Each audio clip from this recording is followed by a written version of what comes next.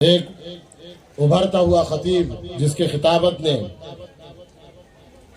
مدھیہ پردیش اور مہاراشٹر کی زمین کو سیراب کیا ہے، جس کا نام نامی اس میں گرامی ہے، حضرت علامہ مولانا سرفراز صاحب قبلہ۔ میں خطیب ہندوستان کی بارگاہ میں عرض کروں کہ حضرت مسند خطابت پر جلوہ بار ہو کر ہمارے قلوب کو منور و مجلہ فرمائے۔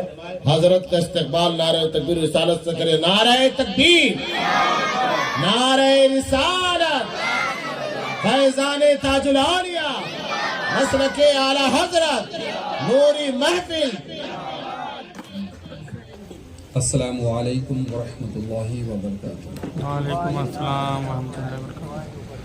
الحمد للہ رب العالمین والصلاة والسلام علی سید الانبیاء والمرسلین، اما بعد فاعوذ باللہ من الشیطان الرجیم، بسم اللہ الرحمن الرحیم، اہدنا الصراط المستقیم، صدق اللہ مولانا العظیم۔ فقال اللہ تبارک و تعالی فی شان حبیب المصطفى ان اللہ وملائکتہ یصلون علی النبی یا ایھا الذین آمنوا صلوا علیہ وسلموا تسلیما۔ اللہم صل علی نبی اللہم صل علی سیدنا و مولانا محمد عالم الجود والکرم وآلہ وصحبہ وبارک وسلم۔ ویسے آج جمعہ کی شب نہیں ہے، مگر جس انداز میں آپ نے درود پڑھا تو میں ایک بات اس پر پہلے عرض کر دوں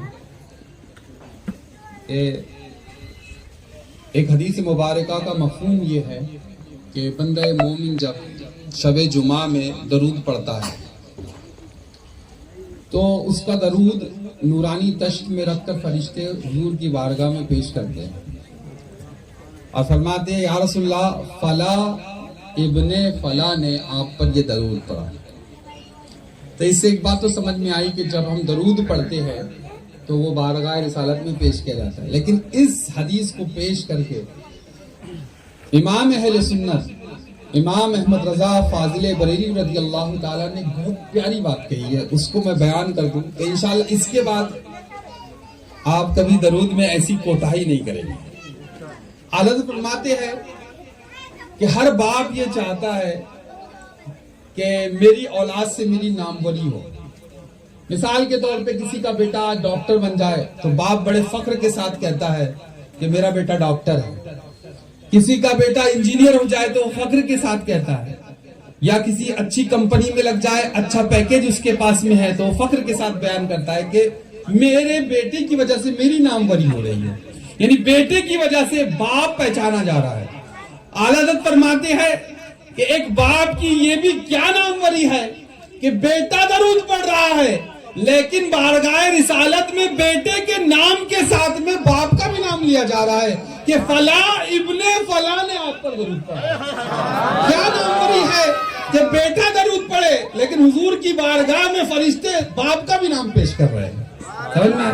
اس لیے اپنے بچوں کو ٹنکل ٹنکل لٹل اسٹار نہ سکھاتے ہوئے درود سکھائے۔ درود وہ پڑھے گا تو آپ کی بھی ناموری ہوگی۔ اور ایک جگہ حدیث پاک میں یہ بھی آتا ہے کہ جو علم کی بنیاد پر زندہ ہوا اس کے لیے موت نہیں ہے نا۔ تو اس پر داغ دہلوی نے بڑی پیاری بات کہی، کہتے ہیں ہوتا ہے نام رہتا ہے نام علم سے زندہ ہمیشہ داغ، اولاد سے تو بس دو پشت چار پشت، دو پشت چار پشت تک کے آپ کو اپنا سجرہ یاد ہوگا، اس سے زیادہ کسی کو یاد نہیں ہوتا، لیکن علم کی بنیاد پر جو زندہ ہو گئے ان کا تذکرہ قیامت تک ہوتا رہے گا۔ تو اپنے بچوں کو علم دین سکھائے اور آپ بھی اس پر سکھائے۔ اس لیے ابھی کیا ہوتا ہے ہمارے معاشرے کے اندر، جو کریم بچے ہوتے ہیں، یعنی جو اچھے ذہین ہوتے ہیں وہ کہیں اور پڑھتے ہیں، اور جو تھوڑے کن ہوتے ہیں وہ کہیں اور پڑھتے ہیں۔ یہ ہمارا معاشرہ، ہم نے تشکیل دیا اس کو، اور اس کی وجہ یہ ہوئی کہ جیسا پروڈکٹ آنا چاہیے مارکیٹ میں ویسا پروڈکٹ نہیں آ پاتا، تو پھر ہم روتے ہیں کہ قوم کہاں جا رہی ہے۔ آج کا جو عنوان مجھے حضرت نے دیا وہ ہے نکاح اور نکاح کے نام پہ ہونے والی خرافات۔ یہ موضوع اصلاح معاشرہ کے لیے بہت ضروری موضوع ہے۔ نکاح، اس بات سے آپ سمجھ لیں نکاح کیا ہے کہ اسلام جو ہے ایک دین فطرت ہے۔ آپ اپنے مائنڈ کو تیار رکھیے، کچھ سننا ہے، کیونکہ یہ اسٹیٹ ہلے گا نہیں، یہاں زلزلہ طاری نہیں ہوگا، انشاءاللہ کچھ کام کی گفتگو ہوں گی، کیونکہ جو محفل آپ سجا رہے ہو نا، اقبال کہتے ہیں بڑی پیاری بات کہ وقت فرصت ہے کہاں کام ابھی باقی ہے، وقت فرصت ہے کہاں کام ابھی باقی ہے، بزم توحید کا اتمام ابھی باقی ہے۔ ہمیں تو بہت کام کرنا ہے، اور اسی کام کی قبیل یہ ایک چھوٹا سا لیکن بڑا کارآمد جلسہ ہے جس کا سلسلہ نوری محفل نے حضرت کی صدارت میں شروع کیا۔ اس کو تواتر کے ساتھ ہونا چاہیے، یعنی ایک موٹیویشن ہوتا ہے، آدمی دھڑے کے ساتھ کوئی کام کرنا شروع کرتا ہے پھر بھڑے کے ساتھ بند کر دیتا ہے، لیکن ایک ہوتا ہے ڈسپلن کے ساتھ کام کرنا، یعنی تواتر کے ساتھ میں کام کرنا۔ الحمدللہ یہ کام تواتر سے ہو رہا ہے، اور دعا کریں کہ یہ تواتر سے ہوتا رہے، تو انشاءاللہ اس کی بہت سارے فائدے آپ کے سامنے آئیں گے۔ اسلام ایک دین فطرت ہے۔ فطرت کہتے ہیں نیچرل، جو چیزیں ہوتی ہے انسان کے اندر، اللہ نے ہمیں پیدا فرمایا، اور کیا چیز ہمارے لیے ضروری ہے اور کیا چیز ہمارے لیے بہتر ہے یہ رب سے بہتر کوئی نہیں جانتا، اس لیے یہ دین اللہ نے ہمیں دیا، اسی لیے اس دین کو کہتے ہیں کہ دین فطرت ہے۔ اب اس کی مثال سمجھ لیں، ایک ہوتا ہے فطرت اور ایک ہوتی ہے عادت، سمجھ میں آیا؟ کھانا جو ہے وہ ہر ایک کی عادت ہے، اسے بھوک لگیں گی وہ کھانا کھائیں گا، یہ فطری چیز ہے۔ کوئی آدمی بغیر کھائے زندہ نہیں رہ سکتا، پیاس لگتی ہے آدمی پانی پیتا ہے، بھوک لگتی ہے آدمی کچھ کھاتا ہے، یہ دین فطرت ہے، یہ ایک فطری چیز ہے، ہر آدمی کو بھوک لگتی ہے وہ کھانا کھائے گا۔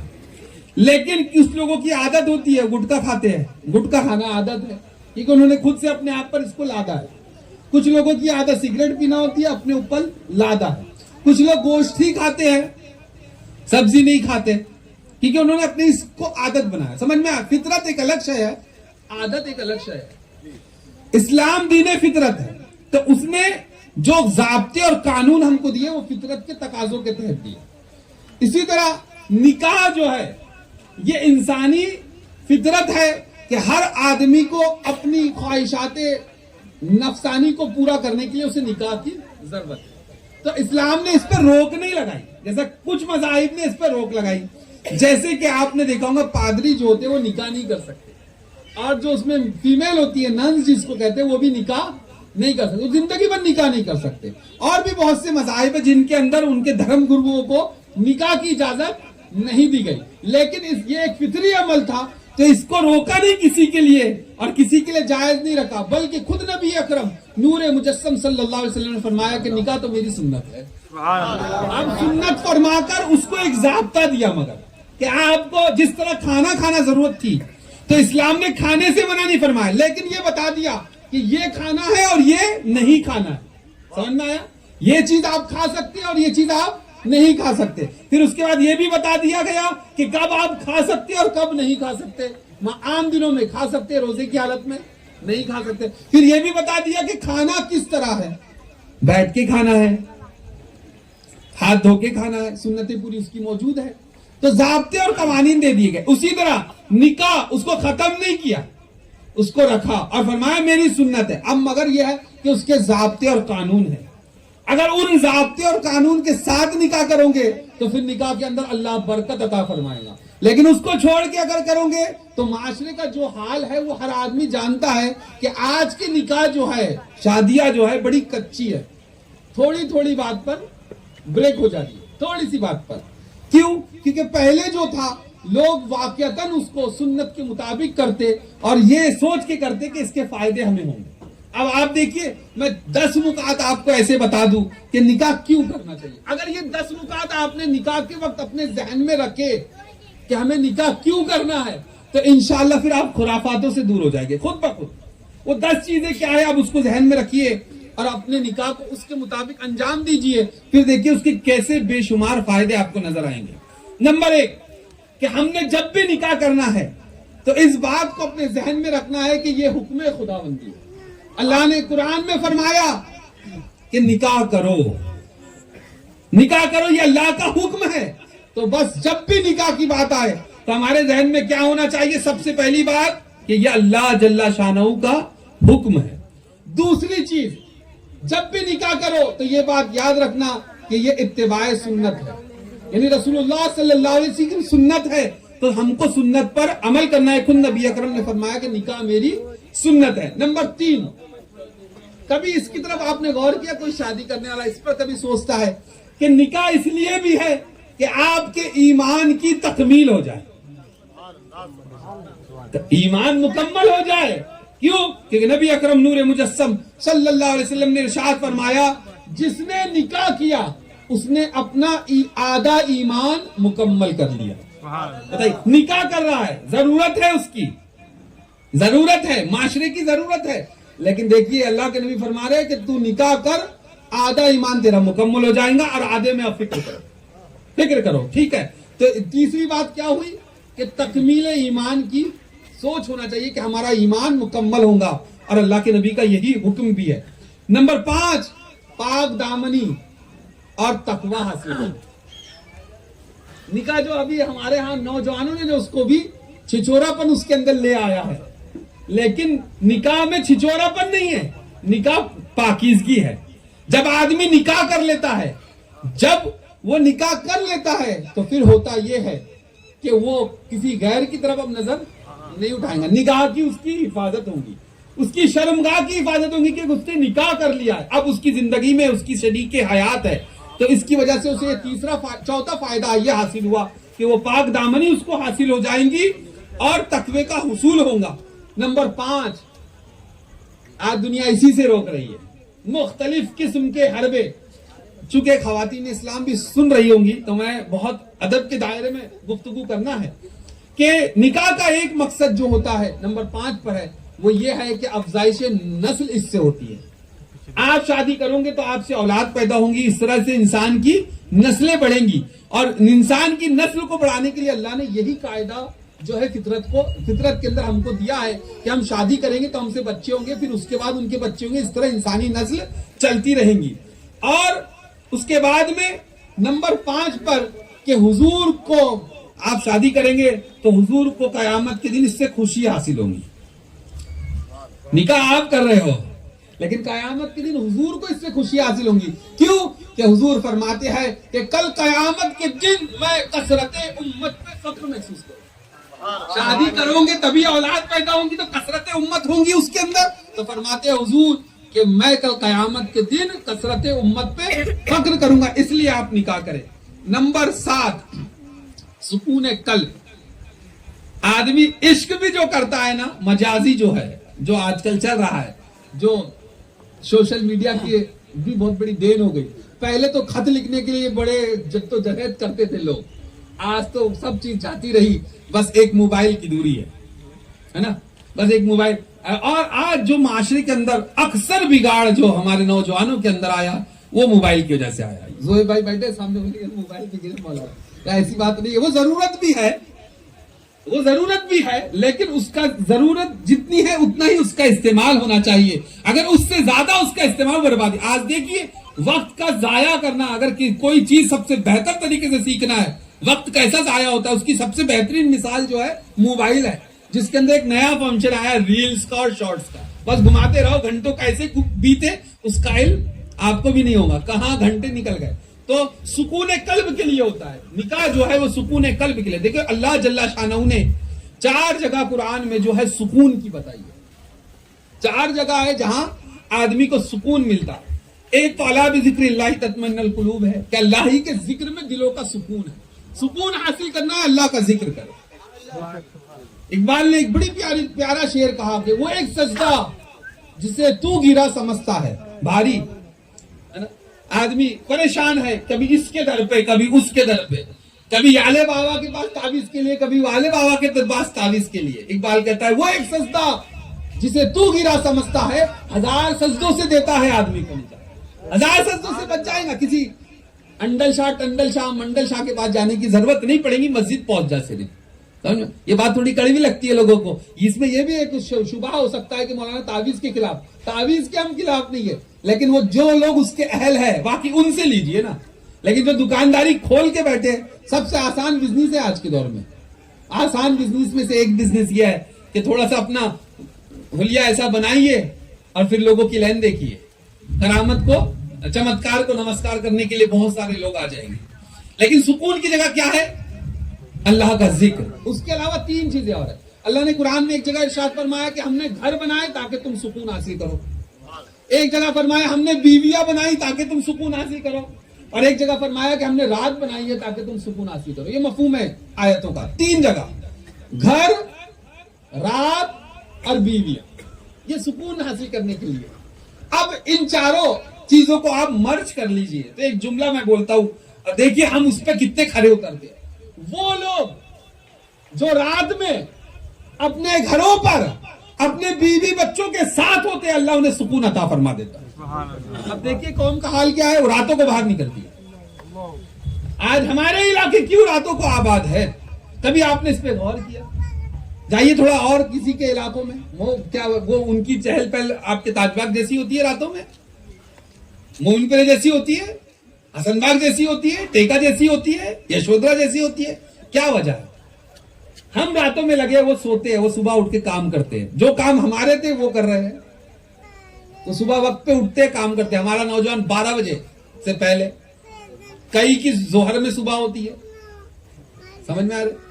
तो सुकून वही लोग हासिल करते हैं जो लोग निकाह करते हैं अपने बाल बच्चों के साथ घरों में, रात को अल्लाह का जिक्र भी उसमें अगर मिला ले तो फिर देखिए क्या जिंदगी होती है, क्या बेहतरीन जिंदगी होंगी वो लोगों की जो रातों में अपने बाल बच्चों के साथ, बीवी के साथ अपने घरों के अंदर अल्लाह का जिक्र करे किसी रात के किसी हिस्से में, तो फिर अल्लाह उन्हें हजार हजार नेमतों से नवाज देता है।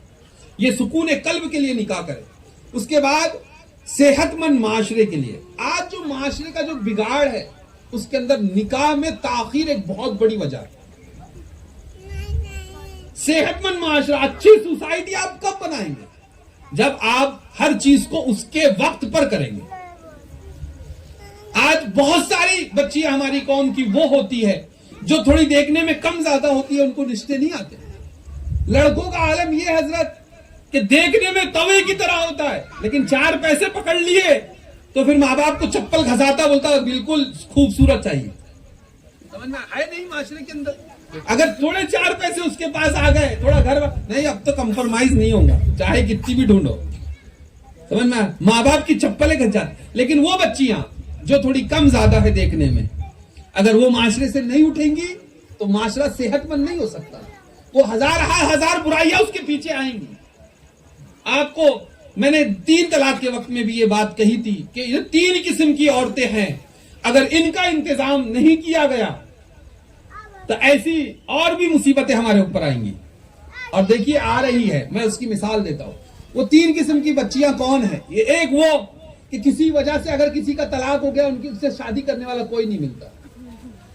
कभी होता है ना, लड़के अच्छा घर नहीं मिला, तलाक हो जाता है, तो फिर दोबारा उसके निके के कोई असबाब जल्दी बनते नहीं है। नंबर 2 पर जो बच्चियां बेवा हो जाती है, उनके कोई असबाब जल्दी बनते नहीं है। और जो कम देखने में थोड़ी कम ज्यादा है, उनके असबाब भी नहीं बनते। जब तक कि हमारा माशरा इनका इंतजाम नहीं फरमाएगा, इनके निकाह का इंतजाम नहीं फरमाया, हमारा माशरा सेहतमंद नहीं हो सकता। फिर उसके बाद में दुनिया आपको सजा कर दे रही है। आप लोगों ने एक लफ्ज सुना होगा, लिविंग रिलेशन। हाँ, लिविंग रिलेशन, यानी आप शादी करके मत रहो। 4 शादी चिल्ला चिल्ला के मुसलमानों को बदनाम किया है ना, कि 4 शादी करते, हालांकि 1% भी लोग नहीं है पूरे माशरे के अंदर। 1% लोग ऐसे नहीं होंगे। नहीं तो आप अपने एतराफ में गौर करना, 100 घर चुन लेना, उसमें से कोई एक आध होगा जिसने दूसरी शादी किया होगा।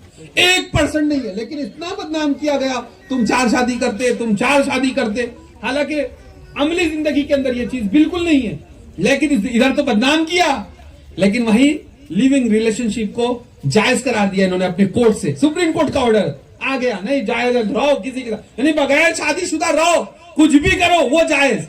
लेकिन किसी ने दूसरा निकाह कर लिया तो हमारा माशरा भी उसको, देखो ना, अगर किसी की बुढ़ापे में उम्र 51 साल की हुई, बीवी का इंतकाल हो गया, उसने शादी कर ले, देखो फिर उसको ताने कैसे मिलते।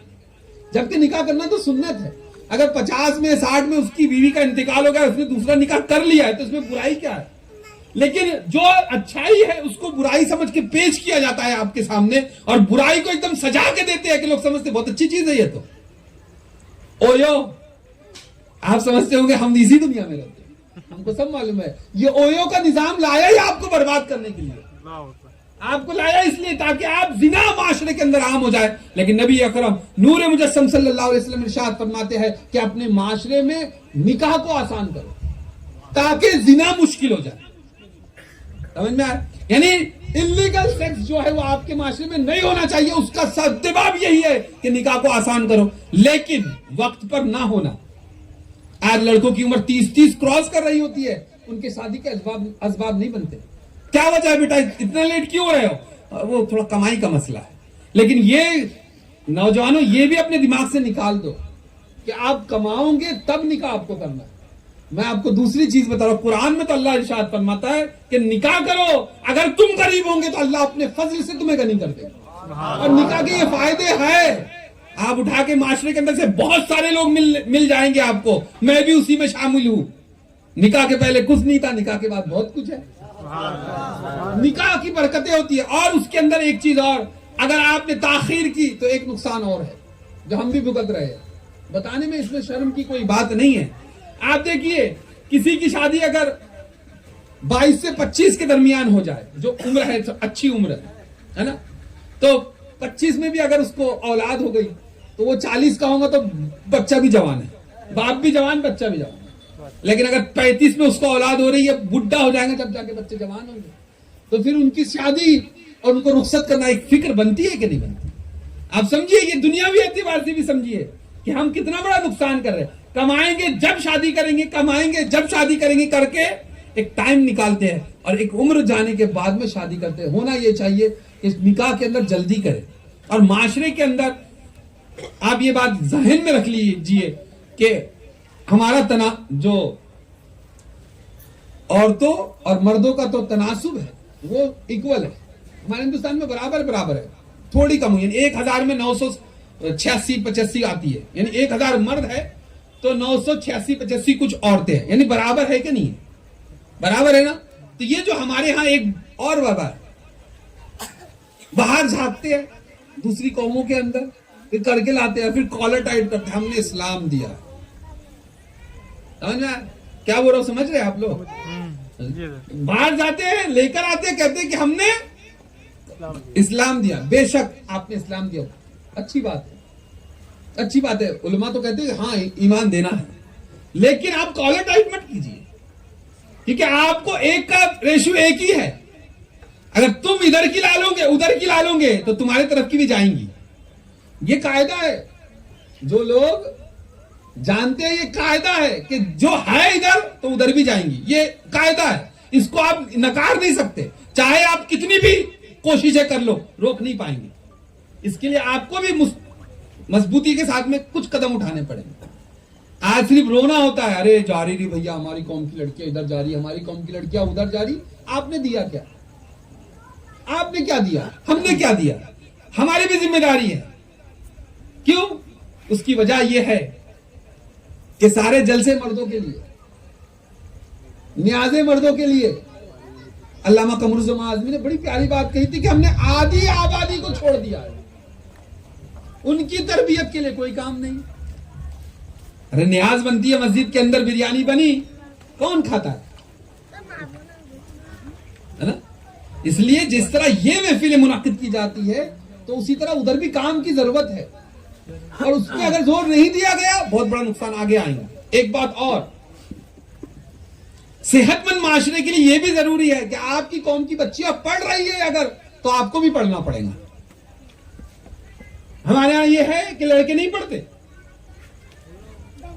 10% کا ریشو نہیں ہے 12 کا, نہیں جاتے, پاس نہیں کرتے, کراس نہیں کر پاتے. لیکن آپ 90% لڑکیاں دیکھو جو 12 کراس کرتی ہے.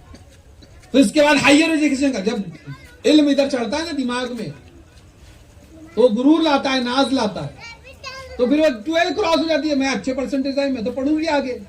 پھر وہ جا رہی کہاں؟ گریجویشن کے لیے. وہ تمہارے کالج ہے نہیں ہے, تو وہ جا رہی ہے گہروں کے درمیان میں. پھر انسانی فطرت ہے, اس لیے نبی اکرم نور مجسم صلی اللہ علیہ وسلم نے فرمایا کہ جہاں ایک مرد اور ایک عورت ہوتی ہے تو یہ دو ہوتے ہیں لیکن تیسرا شیطان ہوتا ہے.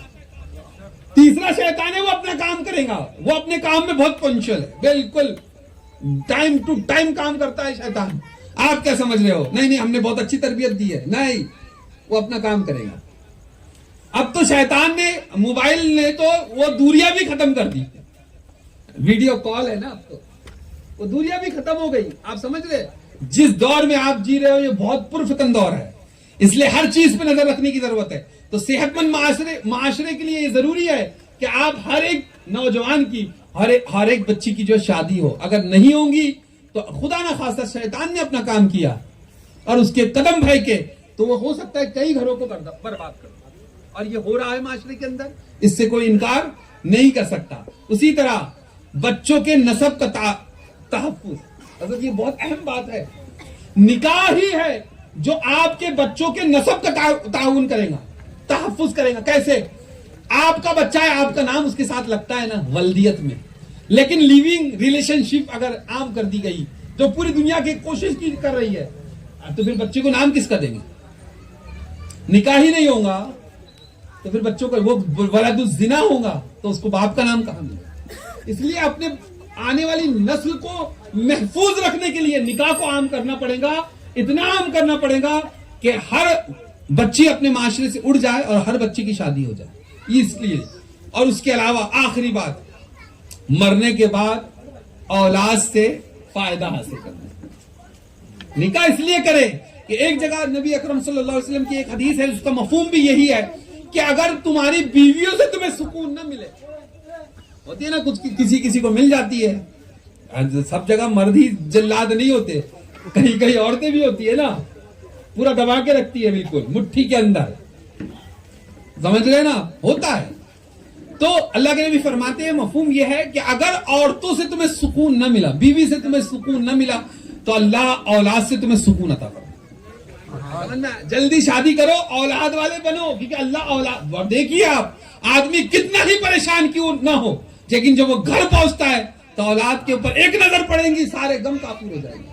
اللہ اس میں سکون رکھتا ہے, اللہ نے اس میں سکون رکھا ہے اولاد کے اندر کہ بچوں کو دیکھو سارا غم کافور ہو جاتا ہے, بس گلے لگا. اور اگر چھوٹے بچے ہیں, اگر ابا کہہ کے پکار لے تو ساری تھکاوٹ بھی چلی جاتی ہے. میرے ساتھ تو ہوتا ہے, آپ کے ساتھ نہیں ہوتا ہوگا شاید, کہیں کوئی حل نہیں رہا ہوتا ہے ماشاءاللہ. ہوتا ہے اولاد میں. جب اللہ کے رسول نے کہا ہے کہ اولاد میں سکون دے گا رب, تو یقیناً اولاد میں سکون ملے گا. لیکن کب؟ وہ اولاد نشیڑی ہو جائے تب, ایم ڈی کی شوقین ہو جائے تب. میں تو ایک ایسی چیز جانتا ہوں, اگر منبر رسول کے تقدس کا خیال نہ ہوتا تو میں بول دیتا ایم ڈی حاصل کرنے کے لیے لوگ کیا نہیں کر رہے. یعنی مرد لڑکے اپنے جسم کو بیچ رہے ہیں ایم ڈی خریدنے کے لیے, میرے پاس جدین ثبوت موجود ہے. اللہ اکبر. یہ دور, اس دور میں ہم پہنچ گئے, یہ حالات ہمارے بن گئے کہ لڑکے اپنے جسم کو بیچ رہے ہیں معاذ اللہ رب العالمین, صرف ایم ڈی کے لیے, صرف ایم ڈی کے لیے, نشے کے لیے. ایک صحت مند معاشرے کے لیے یہ بھی ضروری ہے کہ ہم ان طرح کی چھوٹی چھوٹی بیماریوں کو اپنے معاشرے سے دور کریں, وگرنہ یہ ہوگا کہ معاشرہ کبھی صحت مند نہیں ہو سکتا. حصول اولاد جب اللہ عطا فرمائے نیک, تو پھر جب وہ نیک کام کریں گی تو اس کا ثواب اللہ والد کو بھی عطا فرمائے گا. سبحان اللہ. جب اولاد, ارے بھائی آپ فوت ہو گئے, اگر نیک اولاد ہوں گی تو قبر پہ جا کے فاتحہ تو پڑھیں گی نا. کبھی بھلے شعبان ہی کو سال میں ایک مرتبہ ہی صحیح, 15 شعبان کو بڑے بڈھوں کی عید کے نام پہ فاتحہ تو دلائے گا نا, کم سے کم اتنا تو کرے گا. خود نہیں دے پائیں گا تو امام صاحب کو بلا کے دلائے گا تو صحیح نا, سمجھ میں, اتنا تو کرے گا. تو اولاد, نکاح کرو, اولاد ہوں گی تو پھر اس سے تمہیں مرنے کے بعد میں بھی اللہ فائدہ عطا فرمائے گا کہ اس کے عمل خیر سے اللہ آپ کو بھی عمل خیر اس میں سے عطا فرما دے گا. یہ چند نکات ہیں جن کی وجہ سے شادی کرنا. لیکن آج ہم نے شادی کے ساتھ, شادی ان نکاح من سنتی صرف کارڈ پر لکھ دیا, اور اس کے بعد سارے کام نکاح کے جو ہو رہے ہیں وہ خلاف شرع ہو رہے ہیں, چند کو چھوڑا. اب دیکھیے دماغ بھی ہماری قوم کا کتنا ہے کہ ہر چیز کا توڑ نکالتی ہے. توڑ, ایک توڑ یہ نکالا تھی کوئی, میں चूंकि रहता हूँ लोगों के दरमियान में, मैं वो हुजरे वाला मौलाना नहीं हूँ मैं रहता हूँ तो मुझे सब मालूम है। एक चीज होती है हजरत, आपने तो गौर किया होगा इसके ऊपर, इमाम साहब है असर में पहुंच गए, सफेद कपड़े एक हार डालकर, अरे कितने अच्छे लोग हैं बाबा, असर में निकाह हो रहा मस्जिद के अंदर, लोग तारीफ करते नहीं भूलते, लेकिन असर होती है, सूरज इधर डूबता है, इसका रुख बदल जाता है। देखो तो घर के सामने डीजे खड़ा हुआ है, क्यों भाई अभी तो निकाह करके आया तू, नेक बनकर, ये क्या है? नहीं बोले वो डीजे से जाऊंगा, बोले लेट हो जाऊंगा तो वहां मसले हो जाएंगे, इसलिए पहले निकाह पढ़ा लिया, अब फुल डीजे में, फुल डीजे में मेरे घर के सामने हुआ, बिल्कुल बेमुशाहिदा है, जा रहे ऐसा नहीं, मैं भी सोचा रहे भाई अच्छे लोग हैं, निकाह मस्जिद में होगा, लेकिन मैं मगरिब की नमाज पढ़ के आया तो देखा सामने वो पोंगे पांगे लगे हुए, पूरा ट्रक खड़ा हुआ है, मैं ये है तमाशा। अब क्या करेंगे, कितने दीनदार लोग हैं हम लोग, है ना। एक नया फैशन चला दिया, बड़ी माजरत के साथ फैशन कह रहा हूँ उसको, लोग आप बोलेंगे मौलाना साहब इसमें तो फतवा आ जाएगा, लेकिन मैं उसको फैशन इसलिए कह रहा हूँ कि वहां होता यही है, कलर कलर के कपड़े पहनकर, कलर कलर के इमामे सजाकर कुछ लोग आ जाते, और कव्वालों में उनमें ज्यादा दूरी नजर नहीं आती मेरे को, है ना। ऐसा हल के पढ़ते नाते, मैंने कहा ऐ नात खाओ, सबसे कहा, तकरीबन लोगों से कहा, एक काम करो तुम लोग जाओ, नजराने भी तुम्हारे पूरे, निछावर तुम ही रखना, हमें कुछ नहीं चाहिए, लेकिन अब जहां भी जाना तो ये कहना कि 10 मिनट के लिए एक मौलाना भी आएगा, नात खानी जो करते हैं, नात खानी हो रही है अब, सबसे पहले 10 मिनट के लिए मौलाना भी आएंगे, एक ने आज तक की हामी नहीं करी, क्योंकि उनको मालूम है मौलाना आएंगे तो वो इधर भी देखे जाएंगे। नात खानी कर रहे कीजिए, आला फरमाते खुश लहन आवाज वालों से नात सुनिए, है ना। आपके पास तो कारी साहब है, बेहतरीन नात पढ़ते हैं, सुनो, इश्क में इजाफा होगा, मगर उसको रस्म मत बनाओ, समझे। ये शादी में बिल्कुल अभी तो सब जो है लखपति है, हाँ सब लखपति है, क्योंकि उनके कपड़े ही कम से कम 10-10 हजार के हो गए अब, समझ में। लेकिन नात हजरत हसन ने इसलिए नहीं पढ़ी थी कि इंस्टाग्राम पे 50,000 फॉलोअर हो जाएंगे, इसलिए नहीं पढ़ी थी, वो इसलिए पढ़ी थी, आप जरा देखिए तारीख पर, आप गौर के, हम पढ़ते नहीं है, हजरत हसन ने नात पढ़ी, क्यों हुजूर मिंबर रसूल पे बैठाते थे, उसकी एक वजह थी कि अरब के जो लोग थे वो शायरी करके रसूलुल्लाह की तौहीन करते थे, तो हजरत हसन उसका जवाब देते थे, यानी उस नात का पढ़ना भी तहफ्फुज़ नामूस रिसालत से मुंसलिक थी वो बात। आज तुम क्यों पढ़ रहे हो, इसलिए कि इंस्टाग्राम पर फॉलोवर बढ़ जाएंगे। अभी देखो मैं रोज आता हूँ ताजबाग, लोग खड़े कर वो बना रहे रील, थोड़े दिन रील बनती है, अभी लड़कियां भी आ गई है, लड़कियां आकर रील बना रही है, ये बर्बादी है माशरे की। लड़की ने वीडियो बनाई, उसके ऊपर एक वहाबी ने बाजू में बड़ी तौहीन कर दी, उससे बड़ी तौहीन की, वो मेरे पास क्लिप आई है और मुझसे बाकायदा कहा गया कि इसके खिलाफ एक वीडियो बननी चाहिए, लेकिन हमारी कोताही है, हम नहीं कर पा रहे, समझ में आ रहा। तो पहले ये कर लिए, अब उसके बाद में जो रसूमात है आपके यहाँ, आप थोड़ा उस पर गौर करें, क्या अल्लाह के नबी अलैहि तो सना ने वो रसूमात की है ऐसी। मैं इससे मिसाल पहली ले लो, हल्दी की रस्म तकरीबन घरों में होती है, अब उसके ताल्लुक से एक बात सुनिए, उसको नहीं करने का की वजह कोई बनती नहीं है, मैं ये नहीं कहूंगा कि करने नहीं, खत्म करो उसको, क्योंकि हमारे यहाँ एक चीज है कि हल्दी जो होती है वो चेहरे पर निखार लाती है ना। वीको टर्मरिक बहुत पुराना क्रीम का नाम है, वो हल्दी ही से उसके अंदर होती है। और वैसे भी आमतौर पर नुस्खा है ना कि मलाई के अंदर हल्दी मिला के लगाने से चेहरे का रंग फेयर होता है थोड़ा बहुत, लेकिन अब फेयर एंड लवली का दौर है तो वो लगा लेते हैं लोग, लेकिन पहले ये नुस्खे थे, तो उसी से निकला कि दुल्हन दूल्हा को हल्दी इसलिए लगाई जाती थी पहले शुरू में कि थोड़ा सा निखार आ जाए। क्यों? क्योंकि दुल्हन और दूल्हा होते हैं निगाह के मरकज, यानी सब लोग जो है किसको ढूंढेंगे, शादी में जाएंगे दूल्हे के अब्बा को, उसको देखते नहीं, दूल्हे को देखते।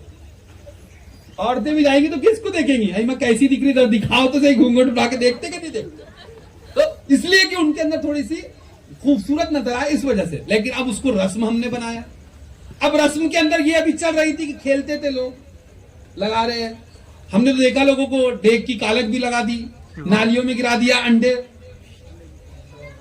भी फोड़े। तो ये अंडे अभी याद रखना, मैं भूल जाऊं तो अंडे के ऊपर एक बहुत अच्छी बात बोलनी है, अंडे भी फेंकते हैं, ये सब करते हैं।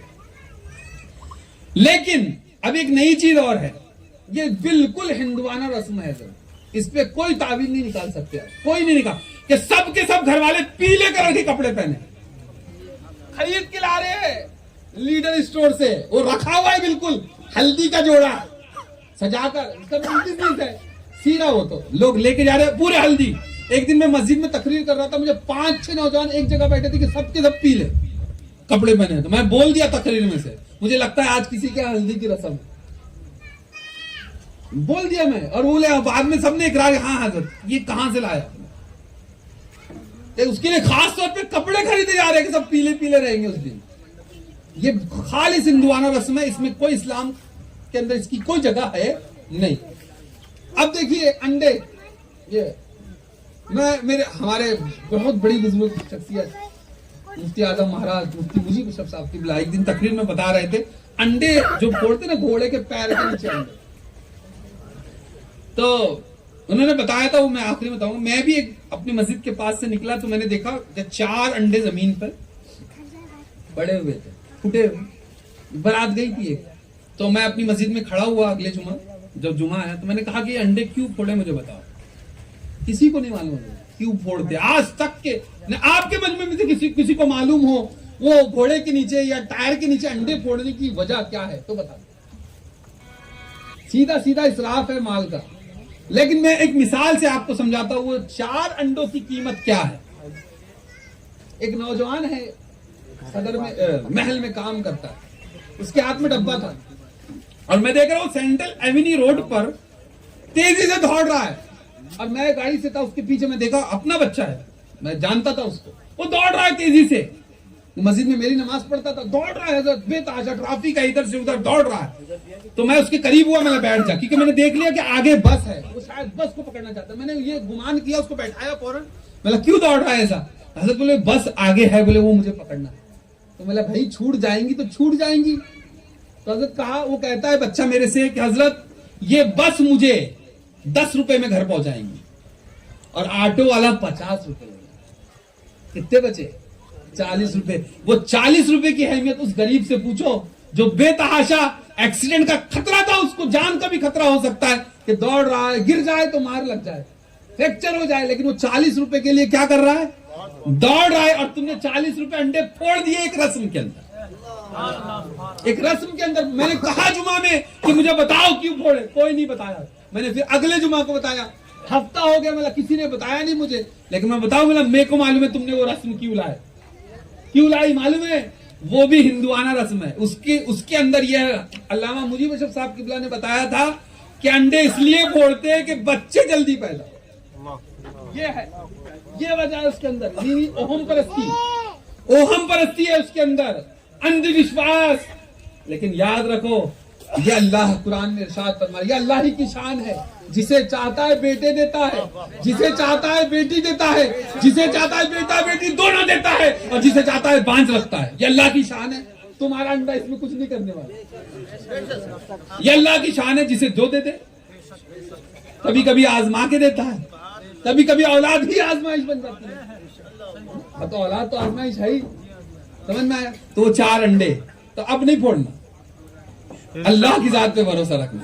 हाँ, अल्लाह की जात पे, वो तो अता करने वाला वो है, खालिक वो है।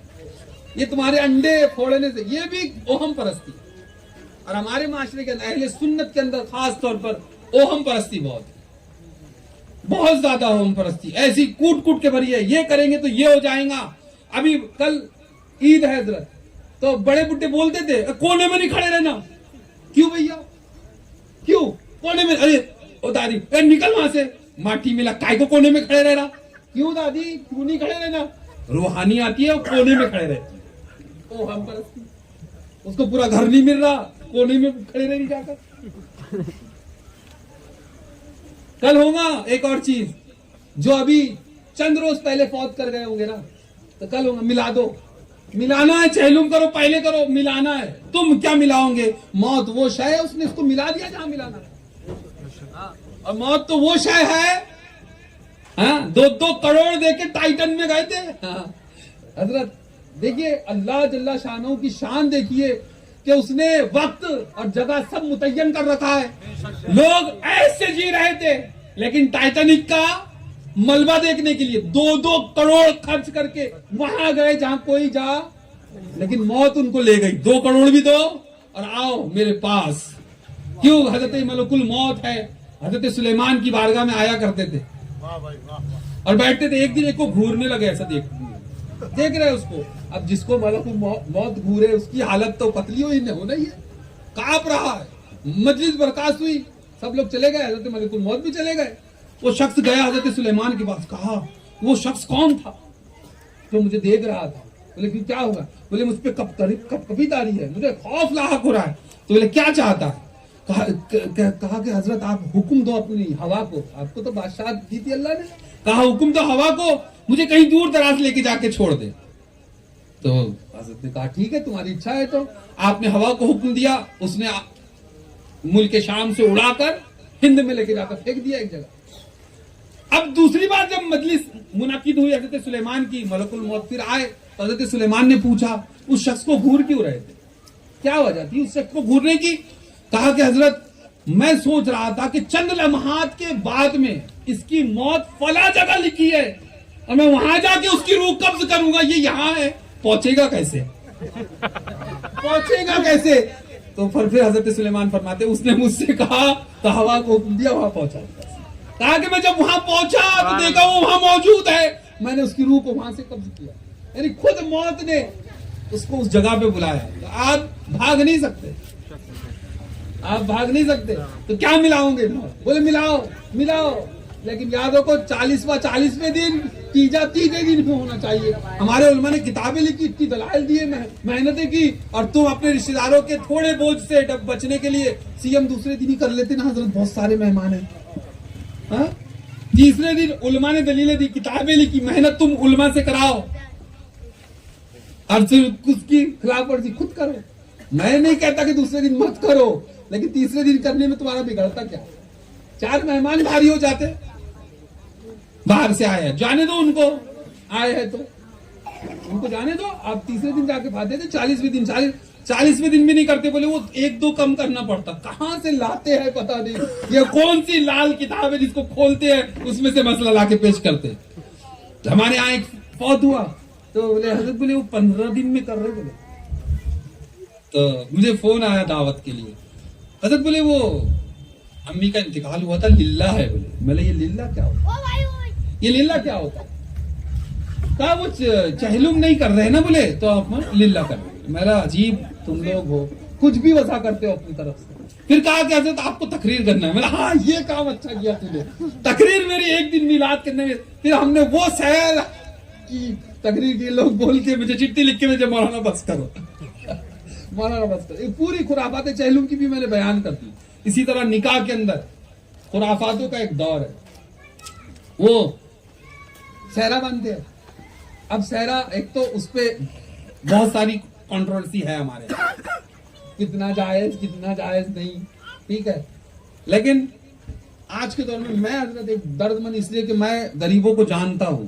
3-3 ہزار کا 4-4 ہزار کا سہرا صرف 15 منٹ کے لیے، صرف 15. اور وہ کھاتے کھرا کھا کے اپنی صحت ایسی بنا لی قوم کے بچوں نے کہ 15 منٹ وہ ٹھنڈا سہرا برداشت نہیں ہوتا ان سے، کب کبھی چھوٹ جاتی. میں نے ایسا دولہا دیکھا ہے، اٹھا کھٹا ہے مگر وہ پھولوں کا بوجھ اٹھانا چاہتا، چکر آ گئے اس کو کھولنا پڑا. تو غربت بہت ہے قوم کے اندر. ہار پر بھی اکفا کر لے تو کوئی برائی نہیں ہے اس کے اندر، لیکن صدقہ و خیرات نہیں کریں گے. نہیں وہ جو بیچاری منڈوا بنانے، وہ کھانا بنانے کے لیے جو آتی ہے نا عورتیں، ان سے لڑتے بعد میں کیوں اتنا کیوں تو تیرے کو. وہاں تم کو اپنی سب بارگنگ کرنا آ جاتا، لیکن فضول خرچی میں بالکل کثرت کے ساتھ فضول خرچی کرتے. یہ خرافاتیں نکالیں گے نہیں. نکاح وہ کرو جو سادگی کے ساتھ کر کے دیکھ لو، انشاءاللہ اس کی برکتیں بھی نظر آئیں گی. اتنی محنت کر کے کروڑوں کی شادی 4 دن نہیں ٹکی، 4 دن نہیں ٹکی. ایسے میں نام لے کے بتا سکتا شہر کے اندر کروڑوں کی شادی 4 دن نہیں ٹکی. کیوں کہ کروڑوں خرچہ کرنے سے پہلے نا ایک معلم لگا کے اپنے بچوں کی بھی تربیت کر لیتا ہاں کہ نکاح کے بعد ہونا کیا ہے, ہاں کیسی خدمت کر. آج کوئی ساس کو ساس سمجھتا ہے سر, چاہے لڑکا ہو لڑکی ہو, لیکن یاد رکھیے جو تمہاری ماں کا حکم ہے وہی ساس کا حکم ہے. پہلے حضرت کیا ہوتا تھا, شادیاں ہوتی تھی تو ہماری بھی بہنیں ہیں, ہم دیکھتے ہوتا ہے برتن تو بجیں گے, شادی ہوتی ہے میاں بیوی کے جھگڑے ہوتے ہی. کوئی جو آدمی یہ بولے کہ میری عورت سے میرا کبھی جھگڑا نہیں ہوا, تو دو چیز ہو سکتی ہے, کہ ایک نمبر کا جورو کا غلام ہے یا جھوٹ بول رہا ہے. دو ہی چیز ہو سکتی ہے. تیسری چیز ہوتا ہی ہے, سب سے ہوتا ہے, کبھی ناراضگی آتی ہی ہے. لیکن ایک بات ہے, تم سب سے روٹ کے رہ جاؤ گے, بیوی سے روٹ کے نہیں رہ سکتے. یہ بھی ایک حقیقت ہے, یہ بھی ایک ہے. وہ کبھی نہ کبھی پیچا ہو ہی جاتا ہے, تھوڑا وقت دینا پڑتا. شروع میں ہوتے زیادہ جھگڑے, لیکن آپ تربیت ان کو ایسی دیں. کاؤنسلنگ سینٹر ہمارے یہاں نہیں ہے حضرت. پہلے ائمہ حضرات کے پاس لوگ آتے تھے مسئلہ حل کرنے, اب تو امام کو کچھ سمجھتے ہی نہیں. کہ میں بھگتنا نہیں بولا, 8 سال میں نے بھی امامت کیا, کچھ نہیں سمجھتے امام صاحب کو کچھ آتا ہی نہیں ہے سب. اور آج پہلے کیا ہوتا تھا, بڑے جو ہوتے تھے وہ نکاح ٹوٹنے سے بچاتے تھے. آج باپ بولتا ہے آجا بیٹا تو دیکھ لوں گا اس کو, میں کورٹ میں کھینچوں گا. اور اعلیٰ حضرت فرماتے ہیں کہ جو 4 نکات اعلیٰ حضرت نے پیش کیے فلاح کے لیے, کہ معاشرے کے اندر فلاح اصلاح کے لیے تدبیر جو بیان کی اعلیٰ حضرت نے, اس کے اندر ایک یہ بھی مسئلہ ہے کہ کبھی اپنے فیصلوں کو کورٹ مت لے کے جاؤ. اعلیٰ حضرت نے لکھا ہے اس کو, کورٹ مت لے کے جاؤ, کیونکہ وہ تم مزے لیں گے. مزہ لیا انہوں نے, تم 3 طلاق لے کے گئے, بار بار گئے, شہر بانوں سے لے کر یہاں تک گئے, انہوں نے مزہ لیا, اور آج ایک قانون بنا کے پیش کر دیا تمہارے سامنے. اگر تم جاتے نہیں, وہ فیصلے کہاں ہونا چاہیے تھا, وہ فیصلے مسجد کے اندر ہو جاتے. اگر 4 بزرگ ملتے, امام صاحب ملتے, بیٹھ کے سمجھا لے. اور دیکھو اگر سمجھانے والے ملے تو رشتے بچتے بھی ہیں.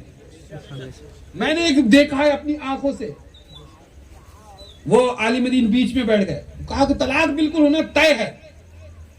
میں ساتھ میں موجود تھا, وہ بیچ میں بیٹھ گئے, ایسے صوفہ کرسی پر, ایک پلاسٹک کی کرسی پہ بیٹھ گئے بیچ میں, کہا ایک کرسی ادھر لگا, ایک ادھر لگائی, دونوں طرف 2 کرسی لگائی. دیکھیے سمجھانے کا انداز بھی کیا نرالا تھا ان کا. لگائی, ایک طرف لڑکی کو بیٹھایا, ایک طرف لڑکے کو بیٹھایا.